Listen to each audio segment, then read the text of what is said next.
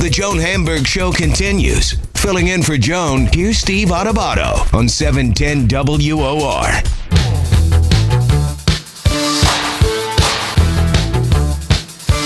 Now, that music. What song is that? What is that? That's Whip It. Whip It by?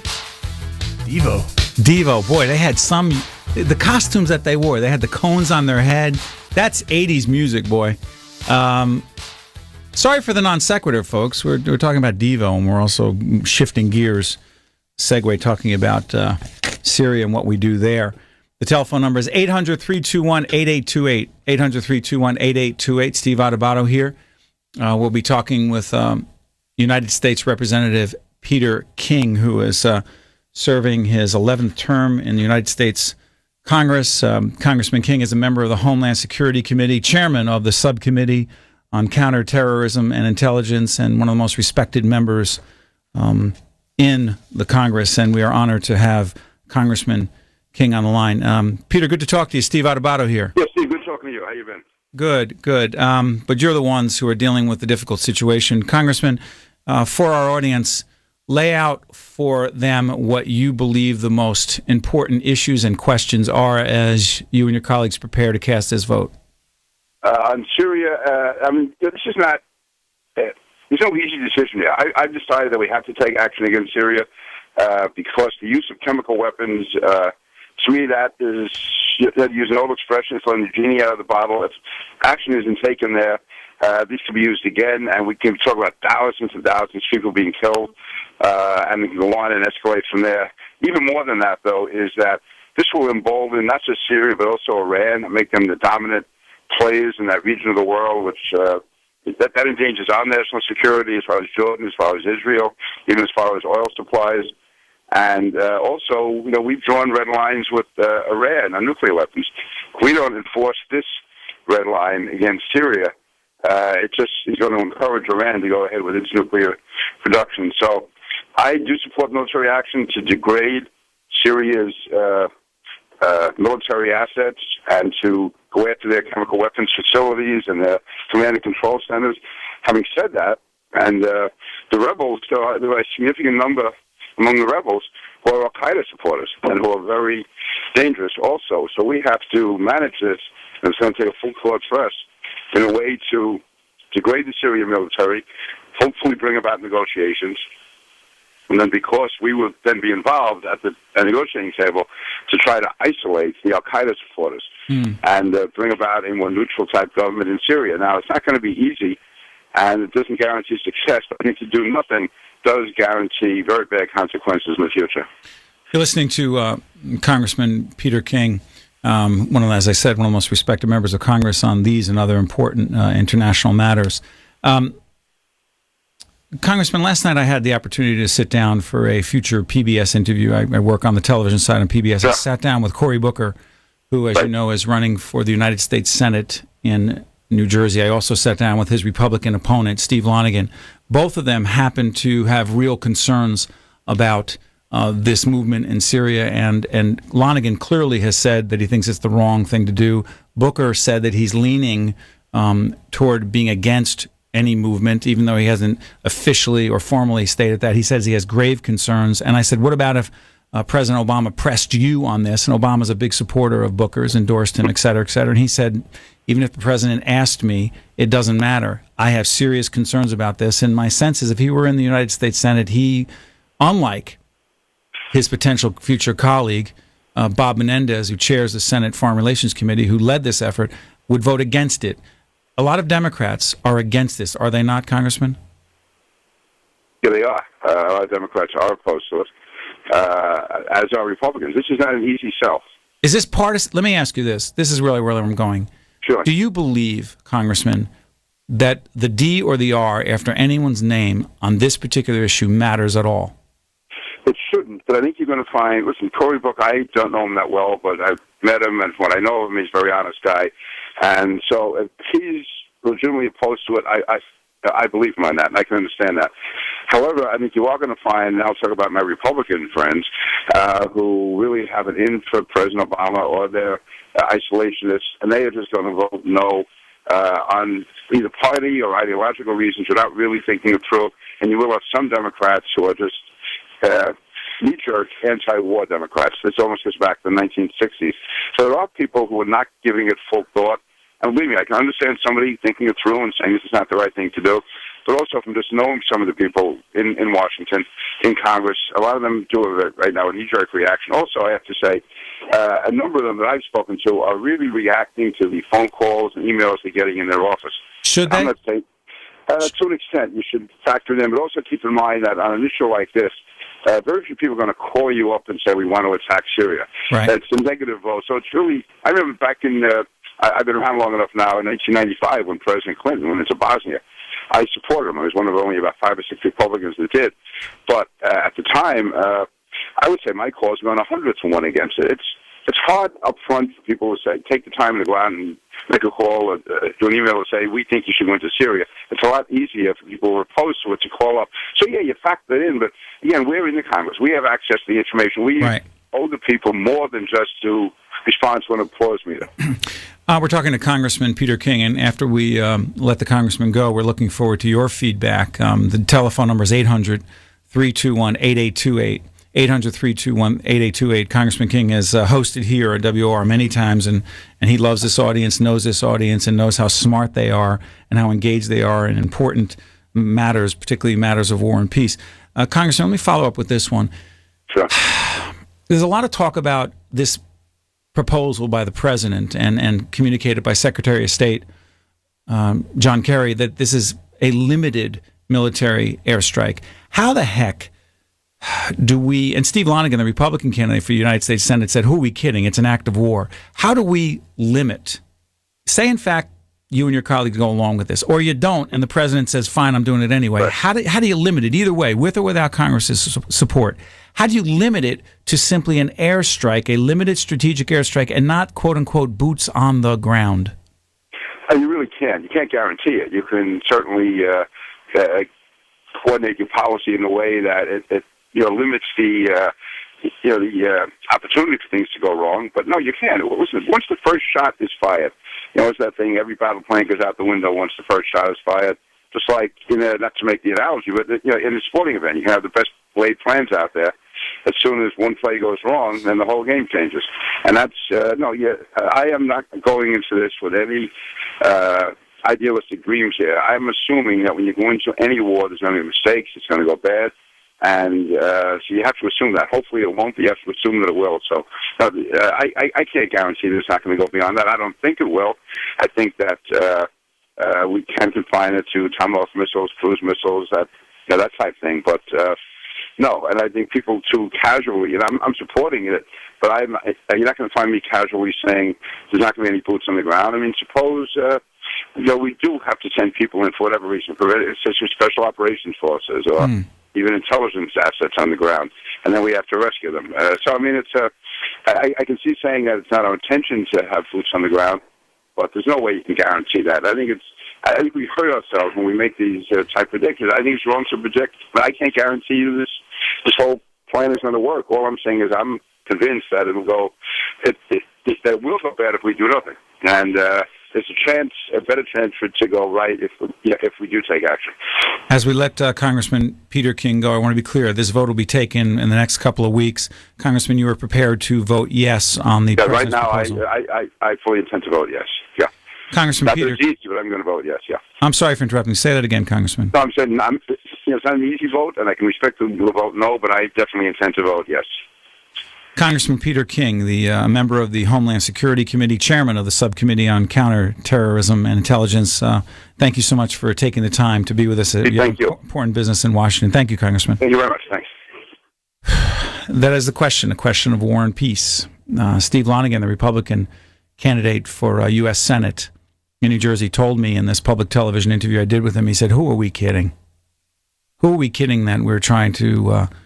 or the president is trying to say, and others who support the president are trying to say, a strategic airstrike is not a, quote, act of war. It is. We can say boots on the ground or what happened in Afghanistan and Iraq, and that is war.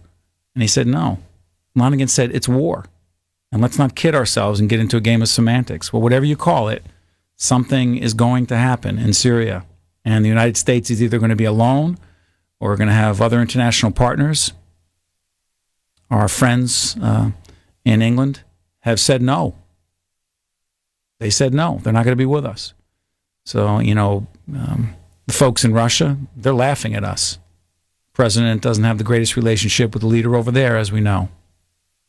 We may be alone in this. The question is that our responsibility, even if we are alone, to act in Syria?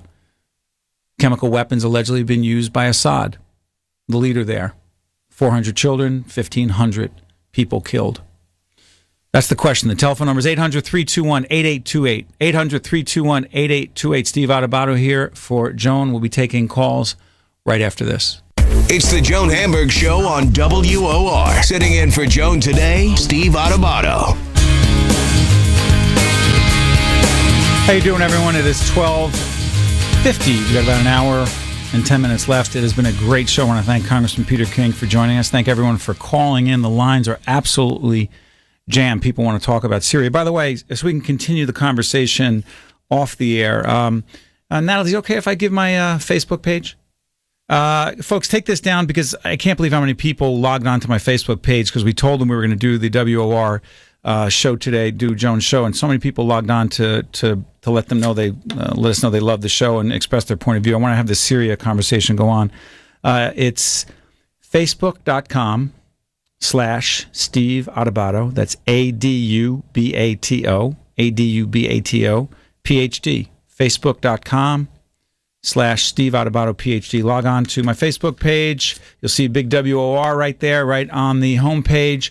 Keep the conversation going. We'll talk about Syria. Right now, we're going to go to Seaside Heights, New Jersey, where we love to spend a big part of our summer. And Seaside Heights is coming back. Jersey strong. It is stronger than the storm. We go to Bob, who has some thoughts on Syria. How you doing, Bob? Steve Adubato here. Hi, Steve. How are you? How are you doing? Doing great. I know time's short.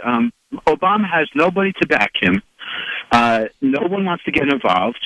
And he says even if it's voted down, he's still going to do it.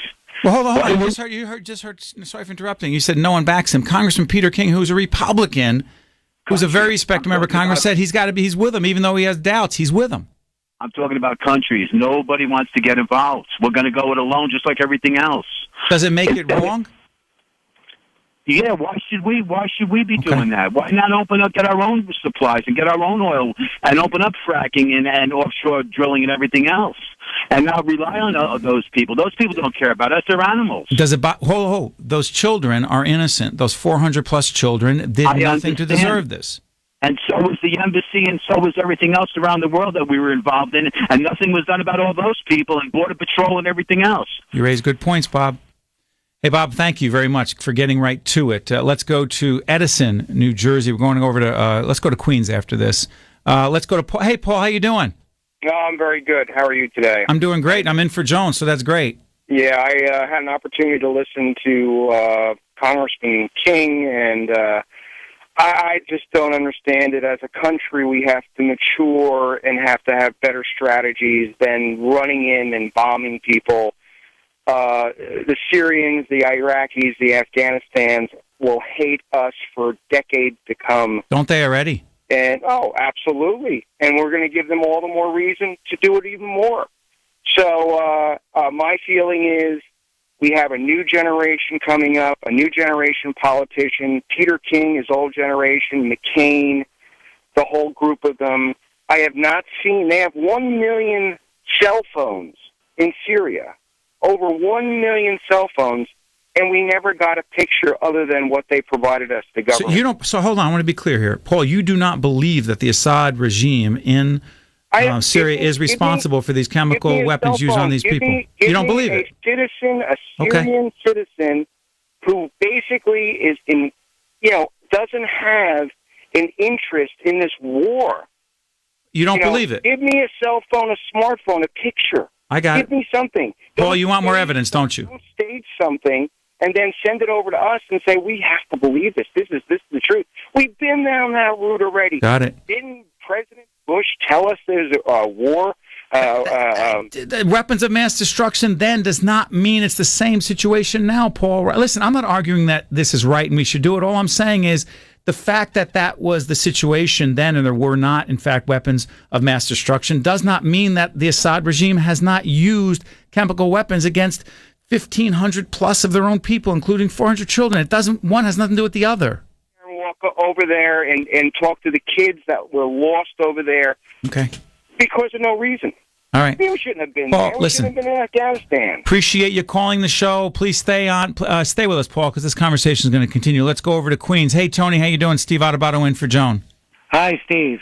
The fighters have guns, which they aim at each other. Right. When they unleash gas, you cannot aim gas like you can aim guns.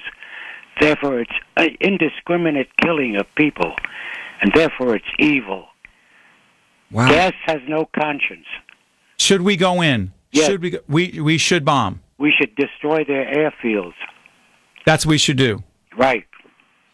Let me ask you this, Tony. Even if we are alone, even if our friends are not with us over in England, they're not with us. Even if we're alone in this as a country. Right.